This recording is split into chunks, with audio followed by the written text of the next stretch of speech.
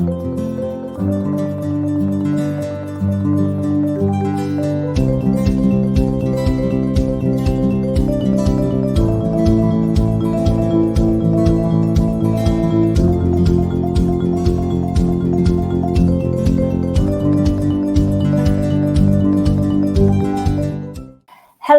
and welcome back to Friday 15.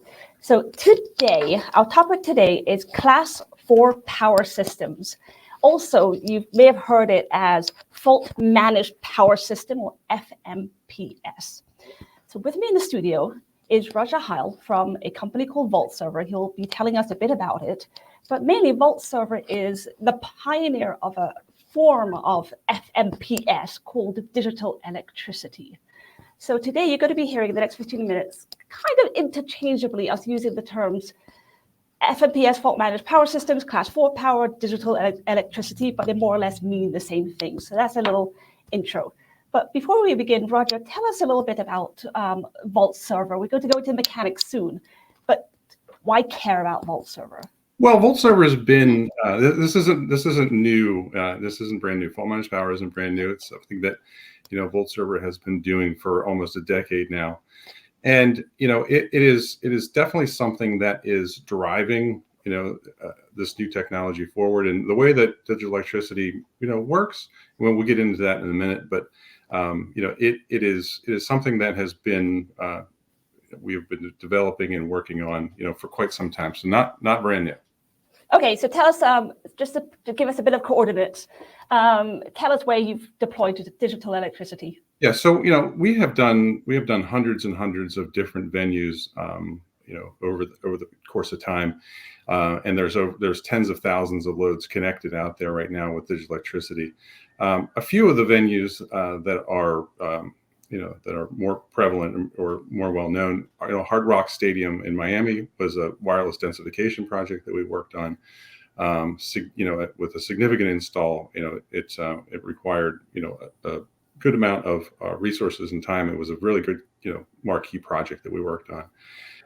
And another one, which is much more of a smart building type of an application, is out in Las Vegas for the Circa Hotel, and that was a great project to work on, where we were able to, put digital electricity into that venue, to power PoE switches that handled lighting and room access and all, a lot of different services that were needed at a hotel. So that was another great opportunity or a great venue that we worked on. Okay, so let's dig into it. So in order to understand what it is, the best way I found for me to understand it, when we at DES, we partnered with VoltServer about 2.5 years ago, is to understand what problem does digital electricity solve? What is the inherent problem with electricity that that class 4 power actually solves? And for me, the best way for me to understand it was to understand the laws of scarcity and to make it a little trite. Sorry, one moment. Okay, so let's try. So laws of scarcity. I think anybody who has house and kids knows that you can only pick two things when it comes to either your sanity or kids, and you have a terrible, messy house, or you have your kids in your home, but you lose your sanity. So when it comes to scarcity, electricity does follow somewhat the same pattern. We have class 1 power, where you can only pick two. Only pick two. Either you got either you got the significant power capacity, high voltage, or you can go the long distance, or you can have safety. And then you got class 1 and class 2 power, and they kind of differentiate in that. So Rodger, if you could just talk a bit about what is class 1 power and the scarcity or the limitations, class 2 power, and then class 4 power, and how that brings it all together. Sure. Well, class 1 power has been the staple, and we've all been familiar and used that forever. And you can transfer large amounts of power, long distances. Of course, long distances require larger cabling, but the safety portion of it's not inherently safe. So that's the reason why there's conduit. That's the reason why there's having to have specialized contractors, specialized people to be able to touch this. And be able to get around it. So that's the safety mechanism. It has to keep it tugged away from everybody. Class 2 power, it has the inherent safety. You have the wiring standards of the NEC 725, so that wires and lays in cable raceways, and that sort of a deployment perspective However, the power is very, very limited as far as how much power capability, and the distances cannot go as far. That's why I would like to say that, digital electricity, it combines the best of both worlds. You're able to move larger amounts of power over longer distances. And you can do that in a way that's inherently safe. With the fault managed power system itself, the fault management is really what provides the safety.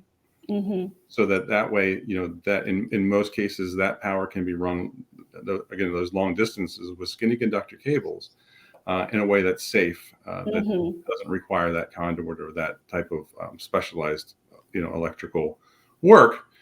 These can be, installed by telco technicians, and it can be just like data, and it actually can be run in the same pathways as data. Cool. Now, I'm just saying, I see your video kind of froze. I'm not sure if you can adjust that.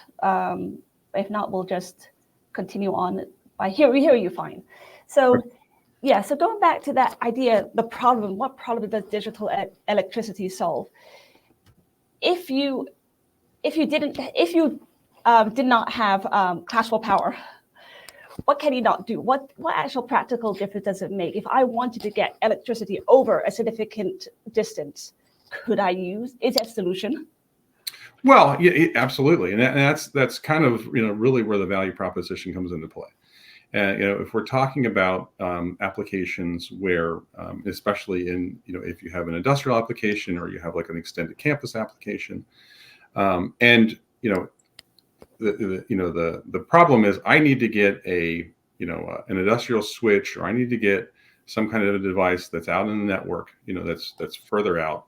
And I need to get power to that location. And that's kind of the big question is, can I easily get power to a particular location, or do I need to, go through and trench and do all the traditional ways of being able to get power to that location? So that is the real question of, typically whenever I need to get a piece of equipment out into the field or into the network, it's almost going to be guaranteed the power doesn't exist there today. So it is a matter of how do I get power there the most efficient and in the easiest way possible. And that's really where fault management power comes in. Okay. All right. So let's dig into some technical details. So how does it actually work? So we have a little diagram here, and talk us through this. Tell us what is it? What's going on here? Yeah. So, a digital electricity system, basically it's a bookend system. At the head end, or the transmitter location, we're accepting, conventional electricity. So AC power or DC power that comes in. The digital electricity transmitter shelf itself is what converts that standard electricity, that standard power, into our digital electricity signal. And at that particular point, then it's launched on digital electricity cable that can be transmitted out to a receiver. So, and there's multiple types of cables that are available for that application. It can easily be used. It can be a hybrid cable, which has fiber and copper combined all in the same jacket. And it can also be copper cable itself that can be transmitted, depending on what's easiest for the installation. And once we reach that digital electricity receiver, then it's converted back into analog electricity again, and it's fed and that's what it's fed to the local loads. So local piece of equipment that would be there. Let's say that might be a PoE switch. It might be a high power radio. It might be another device that just requires, standard analog electricity. So that's really the schematic of how that system works. And, because of the technology, the way that it works, we're able to transmit, large amounts of power. So up to 2 kilowatts of power from a point A to point Z. And 2 kilowatt can power what type of applications? There are a lot of different applications, and a lot of different pieces of equipment that can be powered with 2 kilowatts. A majority of wireless radios, 5G access point, all kind of different applications that can be used for that. What we're finding with our digital edge solution is that PoE switches seem to are well within that type of power load profile. So the power for the switch itself plus the power for all the PoE loads combined together, represent a larger power profile. And that's something that we're seeing much more of. As we continue on down the path, the requirements for power for the pieces of equipment that we're looking at don't get any smaller. They're getting much larger as time goes by. Right. So, that's something that, by having the kind of payload capacity that we've got, it kind of builds in that scalability factor, future factor. Right. And now built into that VoltServer, into that cable, you got that kind of safety, you got that data piece that's constantly monitoring whether there's a fault. That's why it's called fault managed power. Yeah. And that's part of the digital electricity. Yeah. It sends energy packets, and we have a safety validation packet that's part of that solution. So, that's able to provide both the energy packet and the safety packet, and we're able to manage the power system that way. Right. So if you did not have that safety packet, then I would touch 2 kilowatt of power. Would I die? Well, I think it depends. It wouldn't be good. We put it that way. It wouldn't be very good. Would it be good? Okay. But our system is able to turn power off so quickly that it really very much limits the amount of energy that's transferred through the system. Right, and I have to say that the demo system in our building here, I did actually touch it, the live wire, and it felt like a pinprick, and I did not die. I did not. That's good. Yeah. Good. So, but then the magic of that is that it's essentially the equivalent of low voltage cabling while it's powering devices. So that means, as you said, you can get your low voltage contractor to put it in. That's absolutely right, and that's really the fact that we're able to utilize those types of resources that are being put data cable in today. So, and oftentimes, because you can use the same pathway, again, even the same cable, you're really limited the amount of poles, the amount of labor, and the amount of resources required to put the infrastructure in. Right. Yeah. So just look at those use cases, and I know you've mentioned some already. So anywhere you need power and data, you can just do one single pathway. You don't have to start doing 2 different installations. So you mentioned extended campus, intelligent buildings, stadiums. Okay, it sounds like, I know. And let's see if we can. Rodger comes back.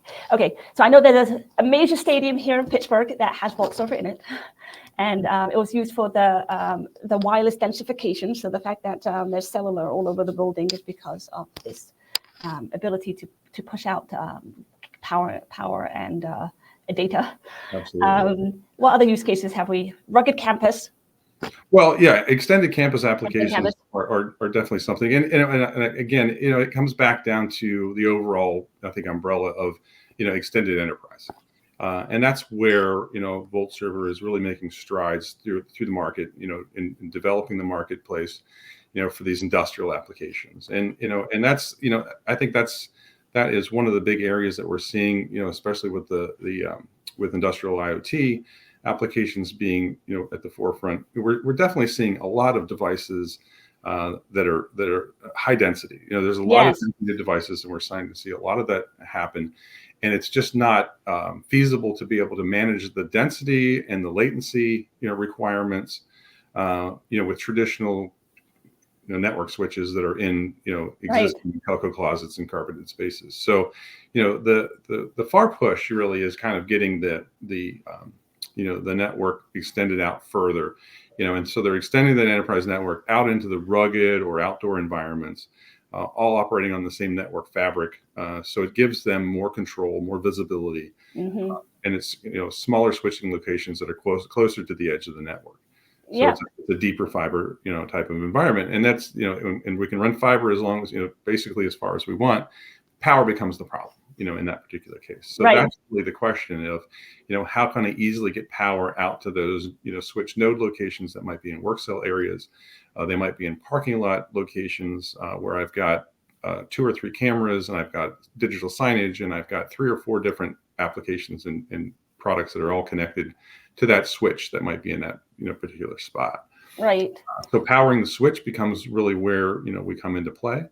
Fiber is being run out to those locations now, so it's just it's a natural fit to be able to get power and the fiber all out at the same location within with the same pathway.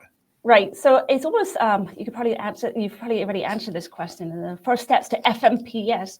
What would be the initial question that somebody should ask themselves am I a candidate for FMPS digital electricity? Yeah, well, I think it really comes down to, do I have a power problem? Do I have a problem getting power to a location where I need to put this networking equipment, or I need to put these assets? And what does that look like? Is it a longer distances? Do I have, and certainly an outdoor environment? Do I have to have, let's say I'm in an industrial environment and I need to be able to get power out. Do I have to run rigid conduit out to those locations? Mm-hmm. How far is that distance? So, I think it's a matter of, if I need to get power to a particular location where power doesn't exist today, I think all of that alone is something that is kind of the first step to asking if, fault managed power is the right solution. Right. In that. Right. Anything with power, if you need power and data, then for sure. Right. Lights, sensors, anything. I mean, anything that's on the network and requires that power. So let's conclude with some resources and recommendations. This is VoltServer. There's your logo. Pioneering leader in fault managed power systems, or VoltServer.com. And go there, you can get everything you need to know. You can also come to us at DES.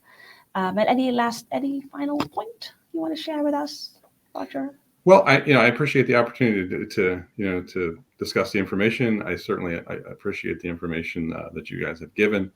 I think that one of the things that we want to look out for, from VoltServer, is definitely the digital edge solutions that we're marketing and putting out there. So keep an eye out for that, and please go to the website and look at what we have there. There's a lot of great information, wonderful training sessions, wonderful training packages that we've got there. So a lot of resources and a lot to be able to use there. Okay, thank you very much, and wishing everybody a good weekend. All right, thank you.